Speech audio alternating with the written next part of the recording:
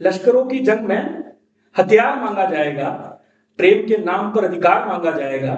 तुम कह रहे हो शांत रहकर काट लो ये जिंदगी, अंत में इस जिंदगी का सार मांगा जाएगा। आज कोई युवा वहां पे पार्टिसिपेट करना चाहे तो उसके लिए क्या प्रोसेस है? लिखते हैं कि तोप तमंचे, छुरी कतरनी पेने चाकू भेज दिए, सीमा की रक्षा हेतु वीर लड़ाकू भेज दिए। चंबल की गलियों में अब सिर्फ कविताएं लहराती है, जितने भी थे चुनकर हमने दिल्ली डाकू भेज दिए। हमने सुना है कि आपने संसद में प्रोटोकॉल तोड़कर किसी आईपीएस सर की चर्चा की थी। यदि कोई व्यक्ति अलगाववाद या आतंकवाद का सहारा लेकर देश में तबाही का माहौल बनाता है, मैं उसे धर्म नहीं मिलता। चाहे वो पहलगाम में धर्म के नाम पर न जाने कितने मासूमों की हत्या कर दी जाए, ना तो वो धर्म है। इस उम्र में एक गांव देहात से निकलकर संसद तक पहुंचना, ये पूरे वागड़ क्षेत्र के लिए एक उपलब्धि है, बड़ी उपलब्धि है। जब इस देश की संसद में नक्सलवाद स्वीकार हो सकता है, तो दिनेश एमएन जैसा पवित्र नाम को स्वीकार करने में कोई संकोच मेरे हिसाब से होना नहीं चाहिए। और यही वो एक बहुत अच्छा है कि मुश्किल कोई आन पड़े तो डर जाने से क्या होगा, जीने की तरकीब निकालो मर जाने से क्या। तो आपकी बातों से मुझे ये लगा, दिनेश सर से बहुत प्रभावित लगते हो मुझे। तो धर्म की क्या परिभाषा है? आपने ये सवाल क्यों पूछा? तो उन्होंने बोला कि तुम डूंगरपुर से हो। तो मैंने कहा सर तो वो बोलते हैं कि डूंगरपुर में बीएड करना कंपलसरी है। आजकल वर्तमान सरकार पर यह आरोप लगते हैं कि वह धर्म की राजनीति कर रहे हैं।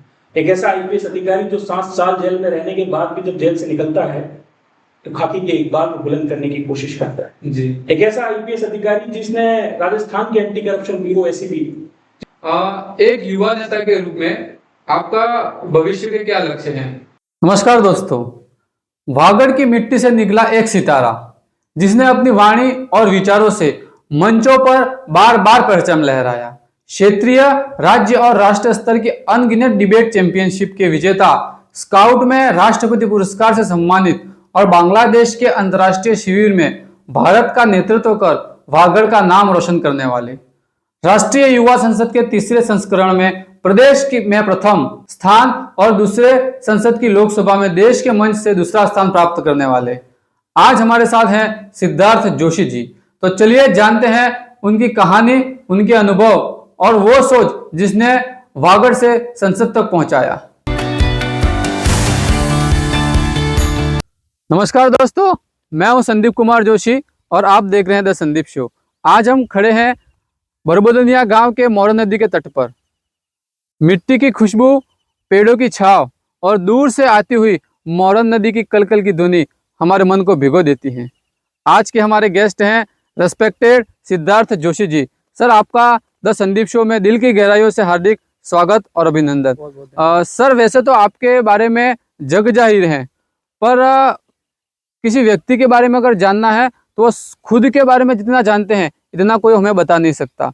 तो हम आपसे रिक्वेस्ट करते हैं कि आप हमारे ऑडियंस को अपने गांव, अपने माता पिता, शिक्षा और अपनी पृष्ठभूमि के बारे में बताएं। सर, पृष्ठभूमि बड़ी सामान्य रही है संदीप भैया।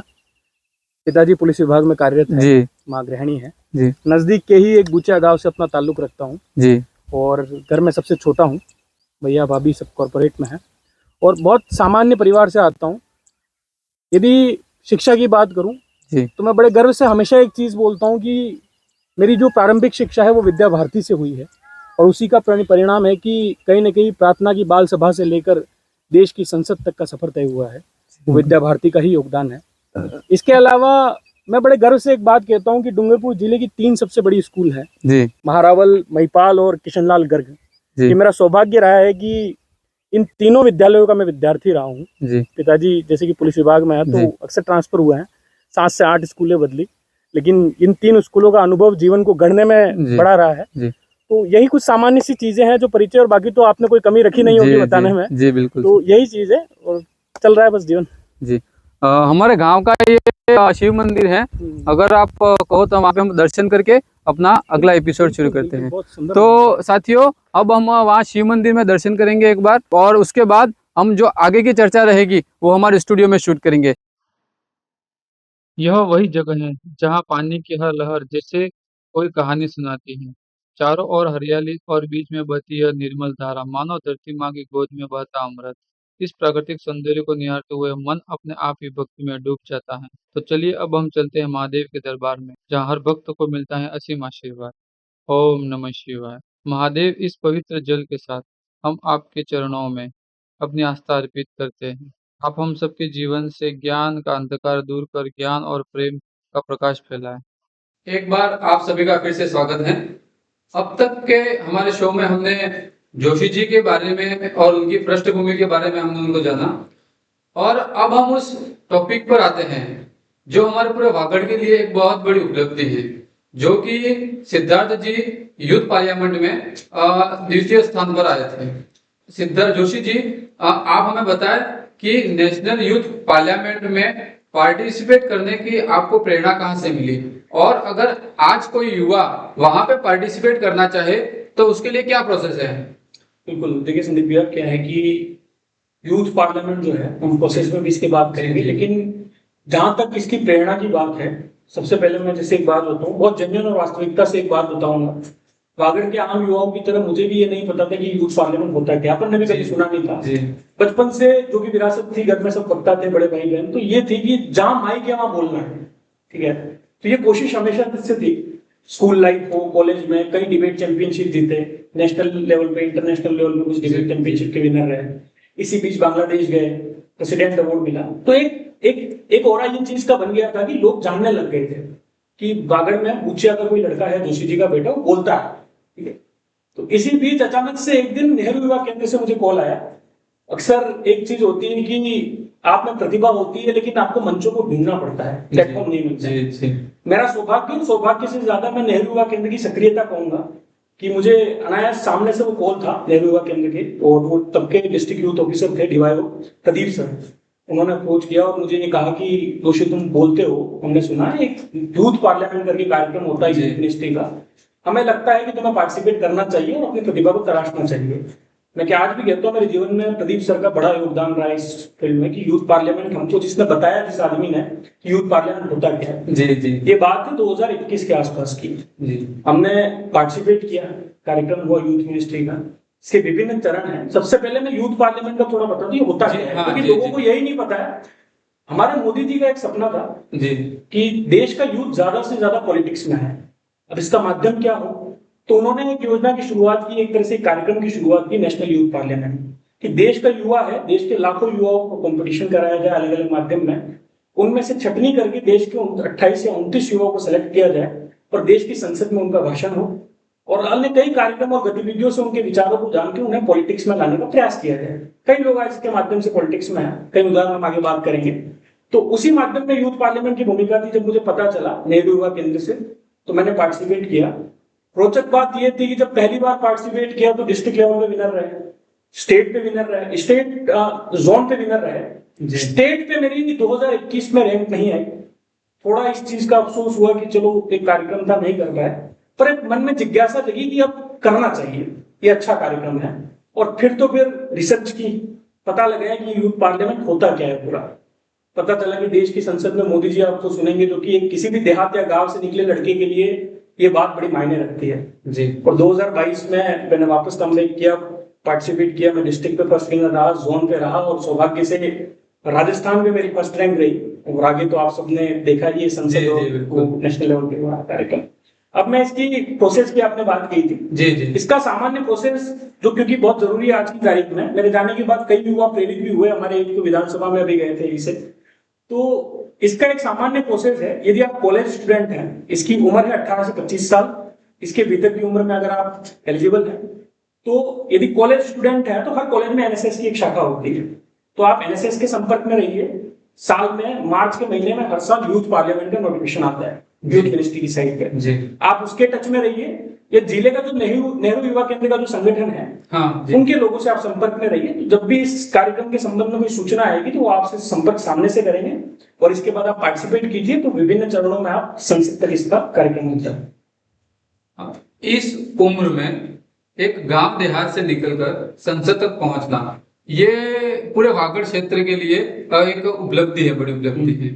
तो आप वहां तक पहुंचे, तो संसद की कोई ऐसी याद हो या ऐसा कोई पल हो जो आप हमारे साथ साझा करना चाहो। देखिए, संसद का मेरा ऐसा मानना है कि NYPF जो था, यूथ पार्लियामेंट, वो खुद में एक स्वर्णिम पल था। तो मुझे नहीं पता इससे मुझे उपलब्धि कितनी मिली, लेकिन मेरे जीवन का सौभाग्य है कि मुझे दोस्त बड़े अच्छे मिले।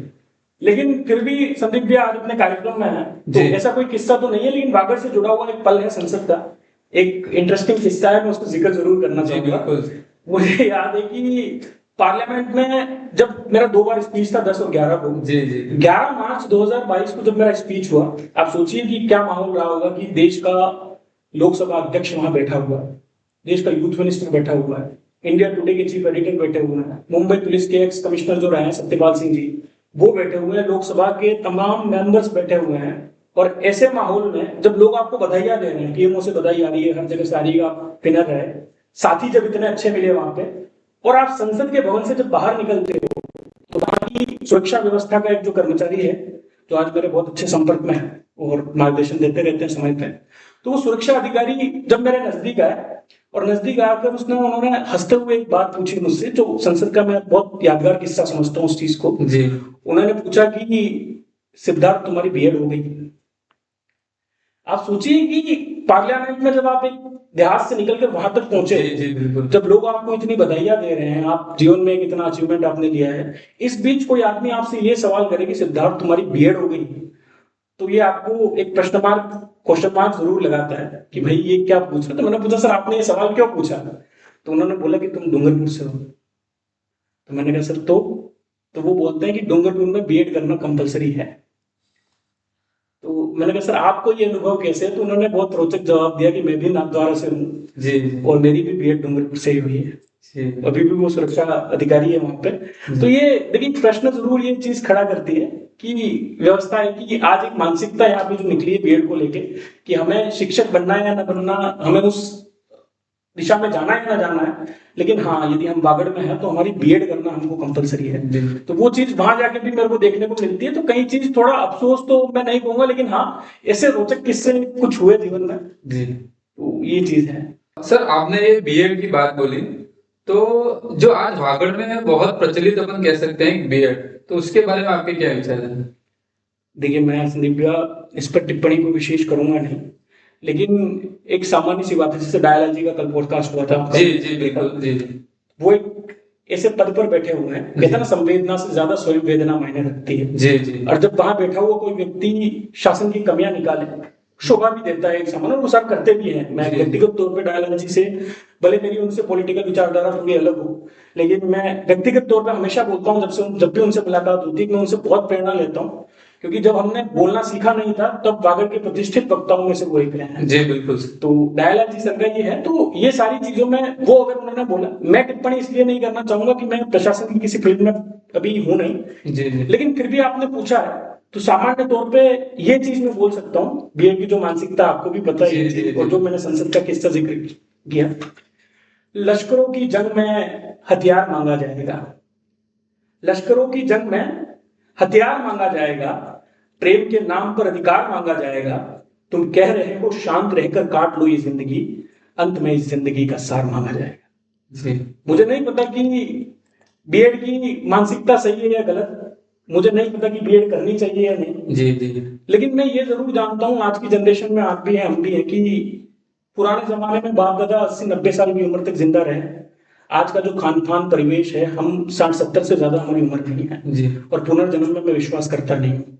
तो मुझे पता है कि जीवन में जो करना है 70 सालों में करना है। जी बिल्कुल। ये अपेक्षा मैं खोखली नहीं रखूंगा कि दुनिया मुझे 700 सालों तक याद रखे, लेकिन ये तो जरूर सोचूंगा कि अगले 70 सालों तक मरने के बाद दुनिया कम से कम याद तो रखे कि कोई व्यक्ति था। जी।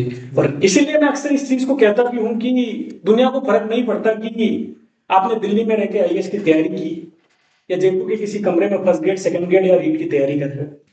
दुनिया को फर्क नहीं पड़ेगा कि आप दिन में 18 घंटा पढ़ रहे हो या दिन में 4 घंटे पढ़कर पूरे दिन घूम रहे हो, गाँव में मौज कर रहे हो। जी बिल्कुल। दुनिया को फर्क नहीं पड़ेगा कि आप जिंदगी में कितने मजे कर रहे हो और कितना परिश्रम कर रहे हो। जी। दुनिया को फर्क सिर्फ इस चीज से पड़ेगा कि आज से एक निश्चित समय के बाद आप एक अच्छी पोजीशन पर हो या नहीं। जी।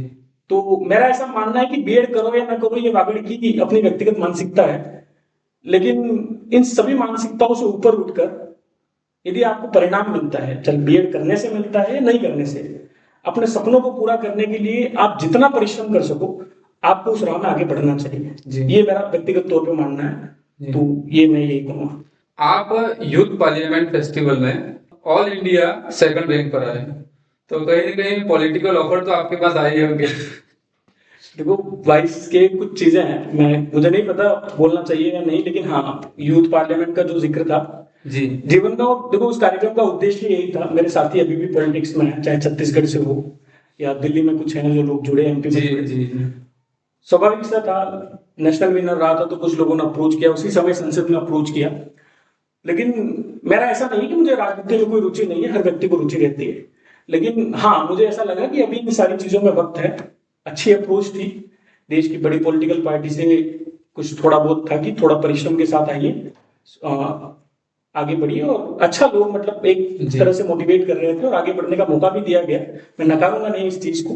देश की सत्तारूढ़ सरकार हो या विपक्ष हो, सबने प्रयास किए। मेरी व्यक्तिगत विचारधारा थी कि अभी इन सब चीजों में वक्त है, तो मैं थोड़ा सा इन चीजों से बचा। जी, हमने सुना है कि आपने संसद में प्रोटोकॉल तोड़कर किसी आईपीएस सर की चर्चा की थी, तो उसके पीछे की कहानी क्या है वो आप बता सकते हैं? ये आपको किसने बताया है सबसे पहले? ये तो हमारे भी तो सूत्र रहते हैं। अरे संदीप भैया, देखिए ऐसा है, ये दिनेश हेमंत सर की बात है। मैं ये ऑफिशियली नहीं बोलूंगा कि मैंने कोई प्रोटोकॉल्स तोड़े वगैरह, क्योंकि मुझे ऑफिशियली किसी ने ऐसा नहीं बोला कि आपको ये नहीं करना है। लेकिन यूथ मिनिस्ट्री के शायद कोई अधिकारी थे और नेहरू युवा केंद्र के भी कुछ अधिकारी थे। तो मुझे पार्लियामेंट में 10 मार्च को जब मेरा स्पीच हुआ 2022 में, तो स्पीच के बाद वो लोग आए, जब मैं विजेता रहा, तो उन्होंने एक सजेशन के तौर पे ये चीज बोली थी कि जोशी जी, ऐसा है कि सोहराबुद्दीन केस देश की बहुत चर्चा में रहा केस है। तो देश के तत्कालीन प्रधानमंत्री जी हमारे जो है गृह मंत्री, तो वो इस केस से थोड़े बहुत जुड़े हुए थे। जी। अमित शाह साहब को तो शायद कारावास भी हुआ था, एक पूरा लंबा केस था। जी। तो अभी सत्तारूढ़ सरकार है, तो थोड़ा इन सब चीजों से बचना चाहिए, और एमएन साहब का नाम अगर आप न लें तो ज्यादा बेहतर होगा। तो मुझे ये कहा गया था।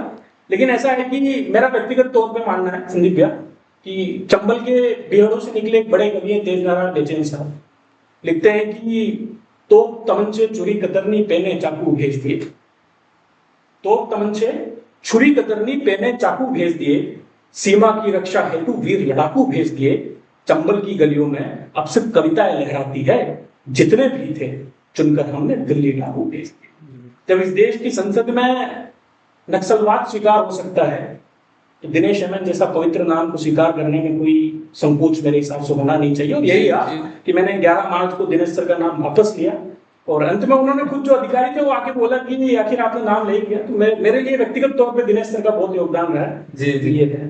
तो आपकी बातों से मुझे ये लगा दिनेश सर से बहुत प्रभावित लगते हो मुझे। देखिए ऐसा है कि संदीप भैया, दिनेश हेमन सर एक नाम नहीं, एक तरह से बोलता ना, ब्रांड है। जी। तो 1995 बैच के आईपीएस अधिकारी हैं, तो उनसे प्रभावित होना स्वाभाविक भी है। जी। आप सोचिए कि एक ऐसा आईपीएस अधिकारी जिसने अपने परिवार से ज्यादा इस राष्ट्र को वरीयता दी, खाकी को वरीयता दी।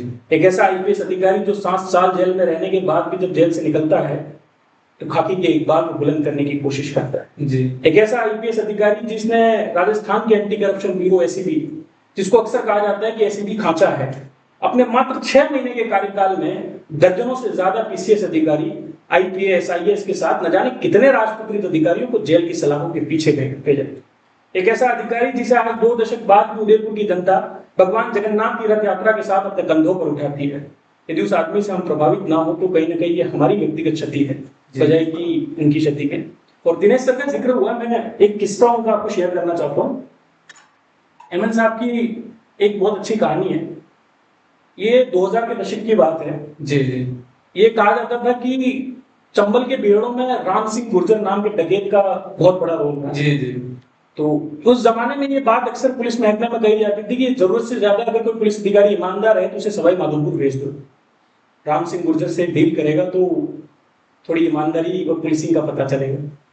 हेमंत साहब शायद करौली एसपी थे और वो ईमानदार तो थे। जी। तो उन्हें भी इसी शायद मंशा के साथ सवाई माधोपुर भेजा गया था कि राम सिंह गुर्जर से मुलाकात होगी और मुझे नहीं पता उन्होंने कितनी पुलिसिंग सीखी, कितनी ईमानदारी, मुझे मैं इन चीजों में नहीं आना चाहूंगा, लेकिन मैं इतना जरूर जानता हूँ कि कुछ दिनों बाद जब उनकी सवाई माधोपुर में एसपी पोस्टिंग हुई, तो कुछ दिनों बाद इंडियन एक्सप्रेस न्यूज़पेपर की हेडलाइन में एक खबर जरूर छपी थी कि चंबल का कुख्यात डकैत राम सिंह जो था वो पुलिस मुठभेड़ में मार गया। जिस जमाने में सोशल मीडिया नहीं हुआ करता था, उस जमाने में 40,000 की भीड़ उसकी लाश देखने आई थी। आप सोचिए उस डकैत का कितना बड़ा रोल रहा होगा वहां की व्यवस्था को बिगाड़ने में। तो एक ऐसा आईपीएस अधिकारी, तो वो सबके लिए प्रेरणा स्रोत है। तो दिनेश सर, मैं खुल के बोलता हूँ, मेरे जीवन में उनका बहुत बड़ा योगदान है। जी, दिनेश सर के बारे में जैसे ही मैं देख रहा था एक बार, तो लल्लन टॉप पे उनका पॉडकास्ट भी आया था। तो फिर जब उन्होंने पूछा कि आपने अंदर जेल में आपने क्या किया, तो उन्होंने सबसे बड़ी चीज ये बताई कि वहां पे रहते हुए ने सबसे ज्यादा अपने खुद को समय टाइम दिया। दूसरी चीज ये कि सबसे आज तक मैंने जितनी बुक्स नहीं पढ़ी उतनी मैंने अंदर बुक्स पढ़ी, और मैंने अपने शरीर पर कभी काम नहीं किया था। तो उन्होंने बहुत योग, प्राणायाम और उन्होंने सारी एक्सरसाइज की। तो वैसे भी आपने जैसे बताया, वैसे भी हम भी सर से बहुत कुछ सीख सकते हैं जो हमारे जीवन में प्रेरणादायक हो सकता है। एक युवा नेता के रूप में आपका भविष्य के क्या लक्ष्य हैं, और आप अपने देश के लिए सबसे बड़ा बदलाव क्या चाहते हैं? देखिए, युवा नेता के रूप में यदि आप मुझसे पूछो, तो नेता तो मैं इसलिए नहीं कहूंगा क्योंकि राजनीतिक मंशा मेरी कभी इतनी रही नहीं है, लेकिन हाँ, एक युवा के तौर पे यदि पूछे तो मेरे जीवन के ये मायने हमेशा रहे हैं कि मैं ज्यादा से ज्यादा इस देश के लिए सार्वजनिक सेवा में अपना योगदान दे सकूं। जी, क्योंकि मैंने अरसे पहले शेर लिखा था कि ये चंबल में रहने वाले मस्कट की नाले भूल गए। मस्कट जो हथियार होता है, जी, जी, कि युवा की ताकत क्या है हमें ये पहचानना होगा। आज की जो जनरेशन है वो यूथ कहाँ जा रहा है। ये चंबल में रहने वाले मस्कट की नाले भूल गए, ये कल के राजे रजवाड़े हिरणों की खाले भूल गए, और जनतंत्र की संसद में कोरस में गाना शुरू हुआ तो नई सदी के हाल हाउतक तलवारें ही। ये बड़े दुख की बात है कि जिन हाथों में सत्ता को संभालने के हथियार होने चाहिए थे, जिन युवाओं को देश की राजनीति में आगे आना चाहिए था, वो आज कहीं न कहीं सीमित होकर राजनीति और इस राष्ट्र की आलोचना करने में लगे हुए हैं। लेकिन मुझे व्यक्तिगत तौर पे ये विश्वास है कि जिस दिन इस राष्ट्र को, इस देश में युवाओं की आवश्यकता होगी, भारत दुनिया का एकमात्र ऐसा देश बनकर उभरेगा जहाँ युवा हमेशा अग्रिम पंक्ति में खड़े होंगे। तो मैं, आप व्यक्तिगत तौर पे मुझसे पूछ रहे हो कि युवा के तौर पे, तो मेरा यही है। मैं अभी भी कुछ एनजीओ से जुड़ा हुआ हूँ, जितना मेरा उम्र अंडर 25 हूँ, लेकिन मैं जितनी कोशिश करता हूँ कि ज्यादा से ज्यादा एक यूथ के रूप में एक्टिविटी कर सकूं, जितना योगदान दे सकूं, तो मैं उस तौर पर प्रयास कर सकता हूँ। आजकल वर्तमान सरकार पर यह आरोप लगते हैं कि वह धर्म की राजनीति कर रहे हैं। तो एक युवा के तौर पर आप इसे कैसे देखते हैं, और आप कैसे लोकतंत्र की कल्पना करते हैं? हाल ही में अभी देश की राज्यसभा में एक सांसद महोदय थे जी, शायद प्रतापगढ़ी साहब, तो उन्होंने एक अच्छा शेर पढ़ा था कि चरागों के सफर में जब दबदबा हो आंधियों का, तो अंजाम इसका जुल्मत के सिवा कुछ नहीं हो। चरागों के सफर में जब दबदबा हो आंधियों का, तो अंजाम इसका जुल्मत के सिवा कुछ न होगा। ये दुनिया नफरतों के आखिरी स्टेज पे है, इलाज इसका मोहब्बत के सिवा कुछ नहीं होगा। देखिए, आम भारतीय नागरिक की तरह मैं तो छोटा था उस समय, लेकिन जब कहते हैं कि 2013 में मोदी जी की सरकार आई, तो सबको ये, क्योंकि कांग्रेस से लोग परेशान हो चुके थे। एक उम्मीद थी कि देश में लंबे समय तक सत्ता को अपने हाथ में रखने वाली सरकार, हाथ के निशान वाली सरकार, इस देश की व्यवस्था को बिगाड़ने में कोई कसर नहीं छोड़ रही। ऐसे में सबको ये उम्मीद थी कि देश में एक नया प्रधान आया है गुजरात की साबरमती से निकलकर, जो एक नया सवेरा लाएगा। उन अपेक्षाओं के साथ हम सब इन नारों की गूंज में आगे बढ़ रहे थे कि मोदी जी आएंगे, भारत विश्व गुरु और विश्व राष्ट्र के पद पर अग्रसर होगा। सबको अपेक्षा थी। जी बिल्कुल। मोदी जी आए, कुछ काम भी ऐसे किए, मेक इन इंडिया, स्टार्टअप्स को बढ़ावा दिया, लगा कि बहुत अच्छा काम कर रहे हैं जी। लेकिन आज जब इन चीजों को देखता हूँ, विकास, देखिए विकास वक्त लगता है, प्रक्रिया है, ऐसा नहीं है कि एक दिन में आर्किटेक्चर खड़ा हो गया। लेकिन मेरा ऐसा मानना है कि जब विकास धीमा पड़े तो हमें धर्म का सहारा नहीं लेना चाहिए। जिस आदमी से हमेशा से ये अपेक्षा की गई कि वो राजनीति को अपना धर्म माने, यदि वो धर्म को अपनी राजनीति का हथियार बनाने लग जाए, तो फिर कहीं ना कहीं वो बुरा लगता है। क्योंकि यही है ना कि तुमसे तो सूरज बनने की उम्मीदें थी दुनिया को, अब तुम ही जुगनू बन बैठोगे तो जग का क्या हो। और यही कट्टरता मैं देखता हूँ। मैं एक किस्सा आपको शेयर करना चाहूंगा। मैं 11वीं में मार्वल स्कूल का विद्यार्थी रहा हूँ। पिताजी का एक नियम था कि जब भी मैं 11वीं क्लास में स्कूल जाऊं सुबह में, तो उसके सामने एक फ्रूट सेंटर की दुकान थी, तो रोज एक ग्लास जूस पी के मुझे जाना है। मैं 1 साल तक रोज जूस पी के जाता था। मैंने कभी नहीं सोचा कि ये जो शॉप है वो किसी मुसलमान की है।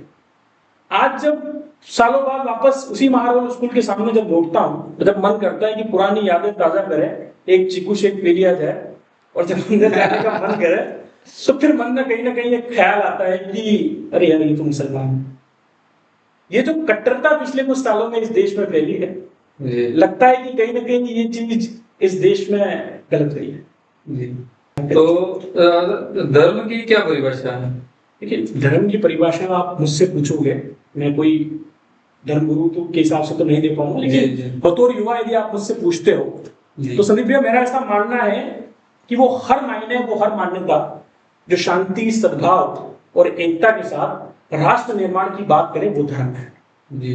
यदि कोई व्यक्ति अलगाववाद या आतंकवाद का सहारा लेकर देश में तबाही का माहौल बनाता है, उसे धर्म नहीं मिलता। चाहे वो पहलगाम में धर्म के नाम पर न जाने कितने मासूमों की हत्या कर दी जाए, ना तो वो धर्म है, और ना ही उसके जवाब में चंडीगढ़ की किसी यूनिवर्सिटी में एक मुसलमान छात्र की हत्या कर दी जाए, वो धर्म है।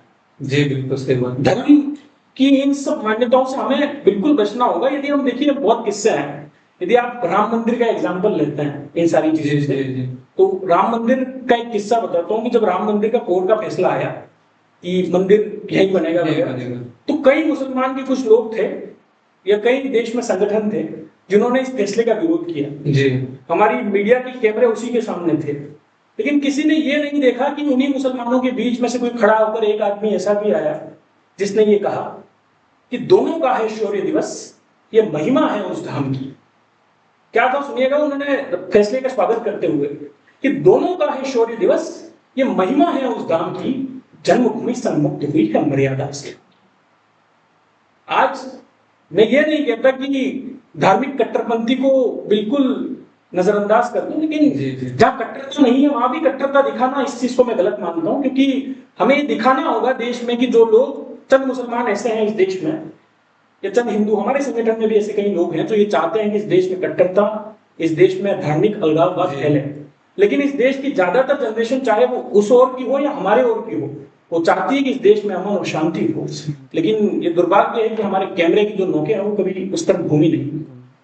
आपने जैसे अभी राम मंदिर की बात करी, तो राम मंदिर को लेकर आपका दृष्टिकोण क्या है? देखिए संदीप भैया, राम मंदिर का आपने जिक्र किया, यदि हम धर्म को एक बार साइड में रखते हैं, जी ठीक है, इसमें कोई संशय की बात नहीं है कि राम मंदिर से भारत के लाखों करोड़ों सनातन धर्मियों की आस्था जुड़ी हुई है।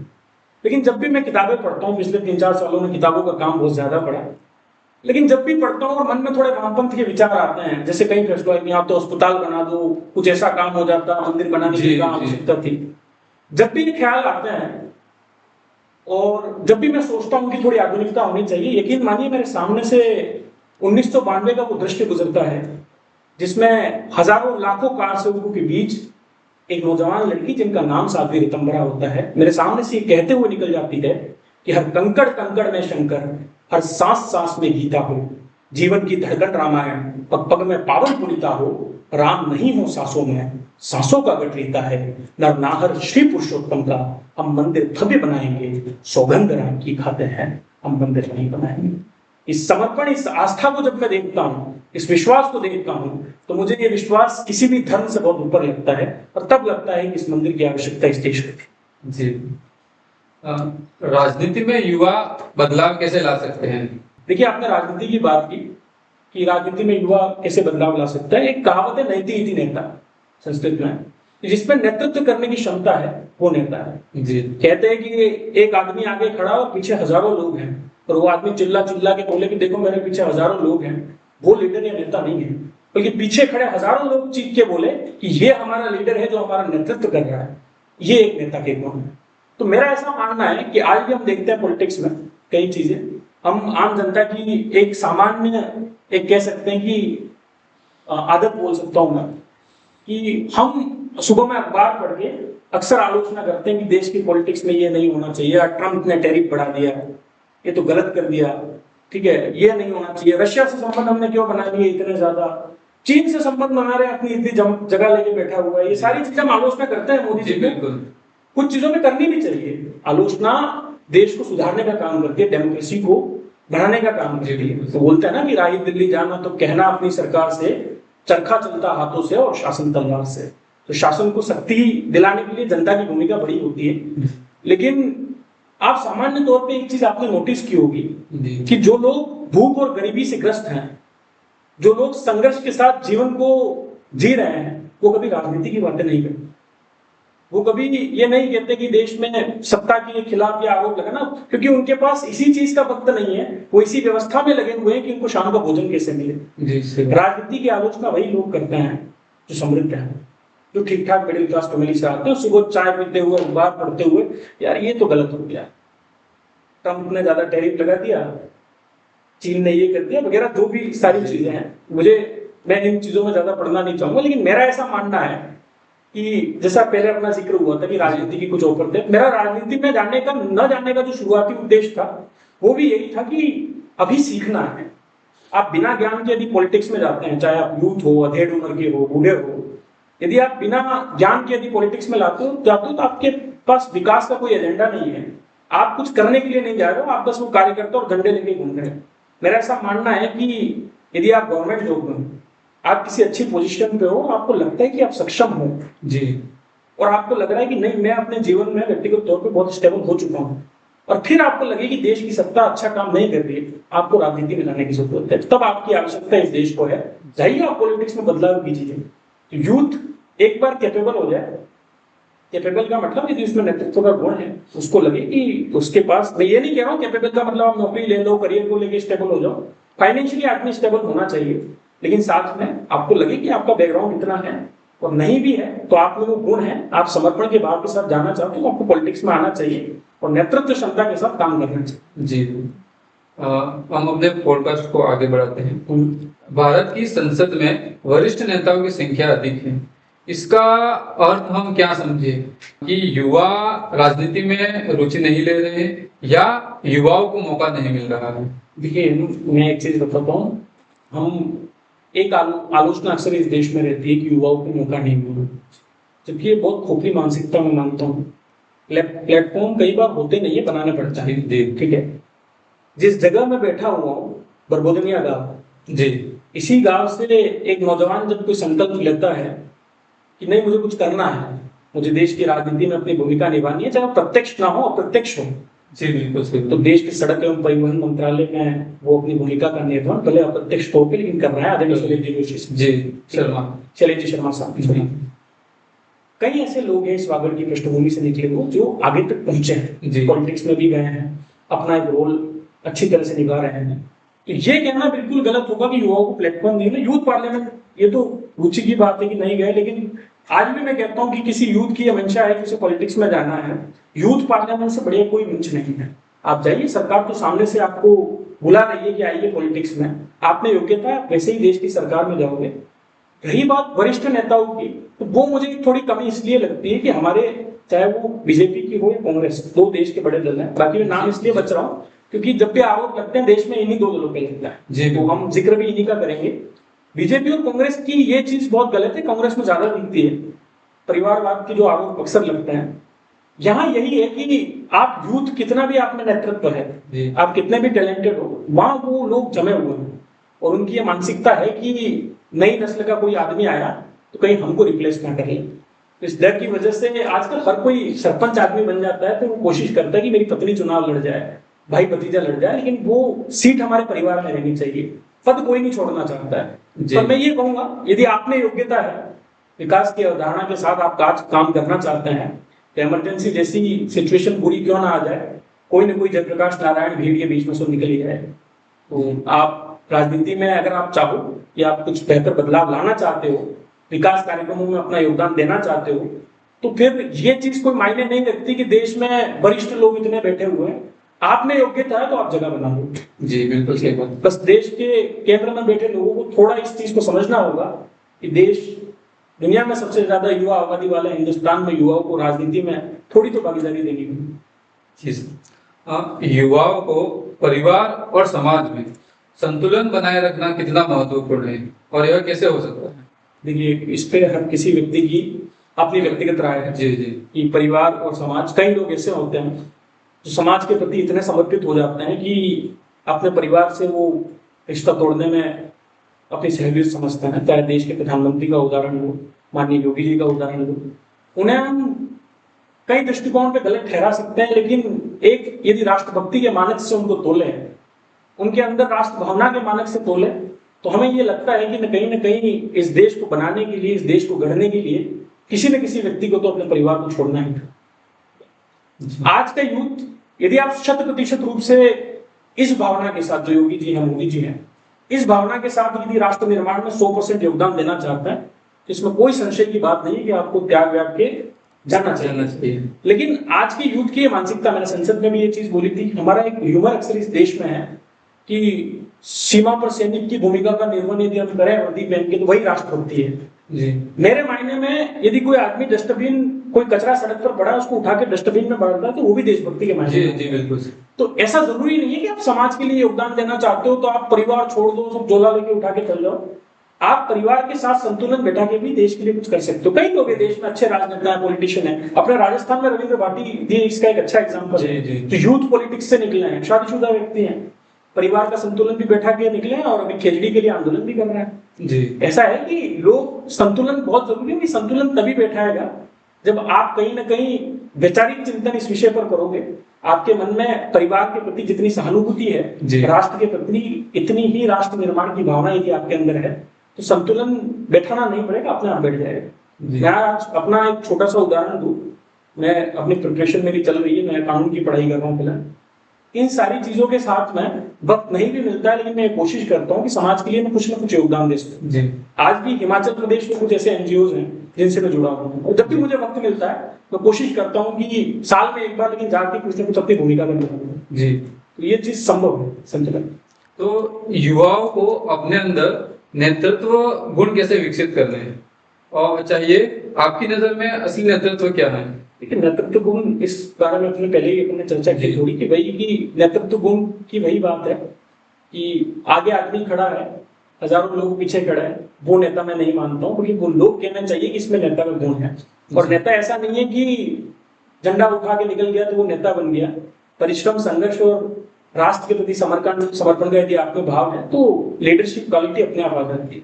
और लीडरशिप क्वालिटी ऐसा नहीं कि एक दिन में आती है, वक्त लगता है। तो मेरा यही मानना है कि आप चाहते हैं कि आप नेतृत्व करना चाहो, आप कुछ देश के लिए करना चाहो, तो यही है कि नेतृत्व का गुण जो है वो बचपन में स्कूल से ही शुरू हो सकता है। जैसे मैं बताता हूँ, मैं विद्या भारती का विद्यार्थी रहा हूँ जी। तो मैं बचपन में, मुझे आज भी याद है, मातृभूमि गांव से गूंजता रहेगा, ये छोटी सी गीत था जी। तो मैंने पहली बार अपने जीवन में मंच पे विद्यानिकेतन स्कूल की बाल सभा में बोला, और वहां से ये परिणति जैसे कि संसद तक पहुंची। तो ये सारी चीजों को मैं देखता हूँ, ये एक लीडरशिप की क्वालिटी है। और लीडरशिप किस दृष्टिकोण से कि वो जो शुरुआत मैंने मंचों की, तो इसके बाद तो बांग्लादेश की बात हो, स्काउटिंग की बात हो, एनसीसी की बात हो, हर जगह मैं लीडर बन गया जी। और ये क्वालिटी स्कूल लाइफ से आई। तो यही है कि अगर आप में वो क्वालिटी डेवलप की जाती है, कई बार कुछ नेचुरल होती है चीजें, लेकिन कुछ स्कूल से ही ऐसे संस्कार बच्चों को दिए जाए, परिवार से ऐसे संस्कार मिले, तो ये गुण अपने आप बच्चे में आ जाएगा, फिर तो राष्ट्र के लिए वो खड़ा ही है। जी बिल्कुल सर। आजकल हर युवा आईएएस और आरएस की तैयारी में लगा हुआ है, क्या यह सही दिशा है युवाओं के लिए? देखिए, दिशा, मेरा ऐसा मानना है, करियर को लेके थोड़ा सा सक्रिय होना या जिम्मेदार होना ये कोई गलत दिशा नहीं है।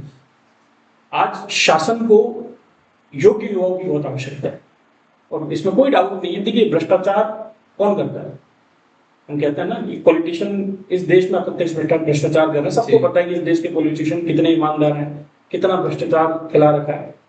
लेकिन वास्तविक इस देश में जो भ्रष्टाचार की परिधि हमें दिखती है वो शासन में जी, चाहे वो डीएम से लेके पटवारी तक, हर जगह कहीं ना कहीं इस चीज पे हम खुल के बात करें ना करें, लेकिन भ्रष्टाचार की परिधि हमें साफ रूप से नजर आती है। बिल्कुल ठीक है। तो ये सारी चीजें जो हैं, मेरा ऐसा मानना है कि इस देश में यदि एथिक्स की बात पहले ही कर लें, यूपीएससी की पढ़ाई यदि कोई व्यक्ति करे तो उसमें एक पेपर आता है एथिक्स का, नीति शास्त्र।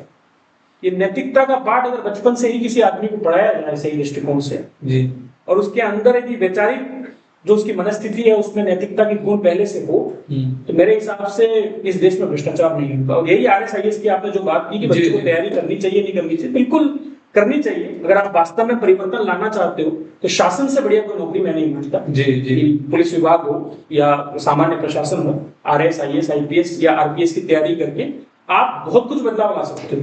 तो बिल्कुल इस फील्ड में तैयारी करनी चाहिए। लेकिन हाँ, मैं फिर इस चीज को दोहराऊंगा, ये जो मानसिकता हमारी है कि सिर्फ नौकरी में आकर ही हम बदलाव ला सकते हैं, कि कलेक्टर नहीं बनेंगे तो हम परिवर्तन नहीं कर पाएंगे। आज देखो दिल्ली में जब मैं था, मुझे आज भी याद है कि मुखर्जी नगर और राजेंद्र नगर की गलियों में ऐसे कई स्टूडेंट हैं जो दधीजी बनकर अपनी हड्डियां गला चुके हैं, 10-10 साल तक IAS की तैयारी कर रहा है। मेरा व्यक्तिगत तौर पर ऐसा मानना है कि 2 से 3 अटेम्प्ट आप तैयारी कीजिए, आप ज्ञानवर्धन कीजिए, परिश्रम कीजिए, अच्छा होगा तो हो जाएगा आपका सिविल सेवा में, आप RS अधिकारी बन जाओगे। लेकिन RS बनने, IAS बनने और नहीं बनने में सिर्फ एक एग्जाम का फर्क है। अब अगर आप एग्जाम नहीं क्रैक कर रहे हो, इसका मतलब ये नहीं है कि आप योग्य नहीं हो। जी, आपने वो ज्ञानवर्धन तो पूरा किया है। जी, जी, मैं एग्जाम को इस चीज का मानक नहीं मानता कि आप योग्य है या वो आपकी अयोग्यता को सिद्ध करे। तो आपने उस चीज का जो एथिक्स की पढ़ाई की, इंटरनेशनल रिलेशंस की पढ़ाई की, देश में पंचायती राज को पढ़ा, कई ऐसे मुद्दों को पढ़ा, देश की समस्याओं को जाना, वो IAS की तैयारी करने के बाद जब आप वापस यही सोच लग जाते हैं कि चलो यार अब इसमें तो हुआ नहीं, STC करके जोर करता है। मेरा ऐसा मानना है कि इतनी पढ़ाई को उस स्तर से लाने से अच्छा, जब आपने इतना ज्ञानवर्धन किया है तो फिर आपको राजनीति में आना चाहिए। ऐसे कई मुद्दे हैं, समाज सेवा, NGO से आप जुड़िए, आपने उन पढ़ाई का असल मायने में अगर आप उपयोग करते हो तो वो मायने रखता है। RSIS बनना जरूरी नहीं है, लेकिन RSIS की जो तैयारी का जो सफर है, उस सफर का सही उपयोग करना जरूरी है। जी, बिल्कुल। तो हर अभ्यर्थी से मैं यही कहना चाहूंगा, देखो मैं खुद एक अभ्यर्थी हूँ, हर व्यक्ति जीवन में अभ्यर्थी है जो अपनी ओर से कहीं ना कहीं किसी न किसी परीक्षा में लगा हुआ है, चाहे वो व्यक्तिगत तौर पे किसी एग्जाम की परीक्षा हो या जीवन की परीक्षा। ठीक है, तो मेरा ऐसा मानना है कि एग्जाम की मान्यताओं में उलझकर या एग्जाम्स में उलझकर, परीक्षाओं में उलझकर डिप्रेशन में आके किसी चीज को कोई गलत फैसले लेना, जो आज हम अक्सर देखते हैं सुसाइड के केस, जी, जी, वो एक बहुत अच्छा है कि मुश्किल कोई आन पड़े तो डर जाने से क्या होगा, जीने की तरकीब निकालो मर जाने से क्या। जी, तो नया प्रयास करते रहो, जीवन में दुनिया को लूट नहीं जाएगी। नहीं हुआ IAS RS में या किसी एग्जाम को आप नहीं निकल पाते, हो सकता है आप उससे अच्छी चीज के लिए बने हो, आपके जीवन में कुछ बेहतर लिखा है। मुझे आज भी याद है कई ऐसे कंपटीशन थे डिबेट में जब मैं हार गया, लेकिन वो अगर मैं जीत जाता तो मैं रुक जाता। 2021 में यूथ पार्लियामेंट में जब हारा तो मेरे अंदर ये जिज्ञासा जगी कि नहीं, फिर से करना, मुझे फिर से करना है। जी, और यही परिणाम है कि मैं वहां तक पहुंचा। तो परिश्रम लगातार करते रहना चाहिए, ऐसा मेरा मानना। भारत को फिर से विश्व गुरु बनाने के लिए हर भारतीय को क्या करना चाहिए? ये मैं देखो वही अपनी पंक्तियां दोहराऊंगा जो मैंने संसद में बोली थी कि जिस दिन 150 करोड़ से ऊपर का हिंदुस्तान है, यदि हम अपनी भूमिका को पहचान लें, आप बतौर पॉडकास्टर आज अपनी भूमिका को पहचान लें। जी, जी, मैं एज गेस्ट अपने इंटरव्यू दे रहा हूँ, ठीक है, कई और कामों में मैं समाज सेवा के लिए मैं जुड़ा हूँ, मुझे कुछ जो मुझे अच्छा लगता है या जो भूमिका का निर्वहन कर रहा हूँ। 150 करोड़ का जो हिंदुस्तान है, जिस दिन अपनी भूमिका को पहचान लेगा, जिस दिन ये पहचान लेगा कि उसकी वास्तविक आवश्यकता क्या है, उसका वास्तविक कार्य क्या है, उसका वास्तविक कर्तव्य क्या है, जी, उस दिन हमें विश्व राष्ट्र बनने से कोई रोक नहीं सकता। वो है ना कि जिस दिन इस देश का प्रत्येक शिक्षक CL और PL से परे अपने अतिरिक्त छुट्टियों के बारे में सोचना छोड़ देगा, जिस दिन इस देश का प्रत्येक चाणक्य अपने गुरुकुल की अस्मिता को रक्षित कर लेगा, जिस दिन इस देश का प्रत्येक राजनेता पूर्णतः निष्ठा के साथ जनपद से लेकर राजपथ तक का सफर तय कर लेगा, और जिस दिन इस देश की प्रत्येक न्यायालय की प्रत्येक खंडपीठ में बैठा प्रत्येक न्यायाधीश निष्पक्षतापूर्वक न्याय कर लेगा, निहितार्थ रूप से उस दिन मेरा राष्ट्र न केवल विकसित अपितु विश्व राष्ट्र की श्रेणी में विकसित। सर अपन रैपिड फायर के सेशन पे आते हैं। सबसे प्रेरणादायक बुक्स? देखिए मैं तो साहित्य का आदमी भी रहा हूँ, जी, जी, तो महाभोज और गोदान जीवन में व्यक्ति को एक बार पढ़नी चाहिए अगर आप हिंदुस्तान के हो। जी, आपका आदर्श युवा नेता कौन? युवा नेता तो नहीं बोलूंगा, लेकिन मैं सुषमा जी से बहुत प्रेरित हूँ, सुषमा स्वराज मेरे जीवन की आदर्श नेता रहे। आपका मोटिवेशन का स्रोत क्या है? IPS दिनेश शर्मा जी, इसकी हम चर्चा भी पहले बिल्कुल। आपकी सबसे पसंदीदा कवि या लेखक? पुराने में अगर बोलोगे आप तो मुझे हजारी प्रसाद द्विवेदी जी बहुत अच्छे लगते थे, लेकिन आज के जो कवि हैं उसमें विनीत चौहान साहब को मैं सुनता हूँ। और चंपारण से मेरे एक मित्र आते हैं, आप सुनोगे तो अपूर्व विक्रम शाह है, बड़े कवि है देश के, तो वो बहुत अच्छा लिखते हैं आजकल, तो वो बेहतर है। आपकी सबसे बड़ी स्ट्रेंथ क्या मानते हैं? मेरे पिता। आज की शिक्षा प्रणाली के बारे में आप क्या कहना चाहते हैं? तो लंगड़ी हो चुकी है, बैसाखियों की जरूरत है। इसके लिए सुदृढ़ बनाने के लिए क्या कर सकते हैं? वही परिश्रम। जी। युवा नेताओं के लिए सबसे जरूरी गुण क्या है? नेतृत्व। जोशी जी, आप हमारे पॉडकास्ट में पधारे, इसके लिए आपका बहुत बहुत धन्यवाद। शब्दों की ताकत सिर्फ बहस जीतने के लिए नहीं होती है, बल्कि विचार बदलने के लिए होती है। सिद्धार्थ जोशी जी ने यह साबित कर दिया कि यदि जुनून, तैयारी और सही दिशा हो, वागड़ का एक युवा भी देश की संसद में गुंज बन सकता है। यही वो सोच है जो आने वाली पीढ़ियों को न सिर्फ प्रेरित करेगी, बल्कि उन्हें एहसास दिलाएगी कि मंजिल सिर्फ सपनों में नहीं, मेहनत और साहस में छुपी है। अगर इस कहानी ने आपके दिल को छुआ हो तो लाइक करें, और अब तक हमारे शो को देखने वालों में से 30% लोगों ने ही हमें सब्सक्राइब किया है। तो एक बार आप सभी श्रोताओं से निवेदन है कि हमें सब्सक्राइब करें और अपने परिजनों तक हमारे वीडियो को शेयर करें। आप सभी का हर बार इतना प्यार देने के लिए धन्यवाद।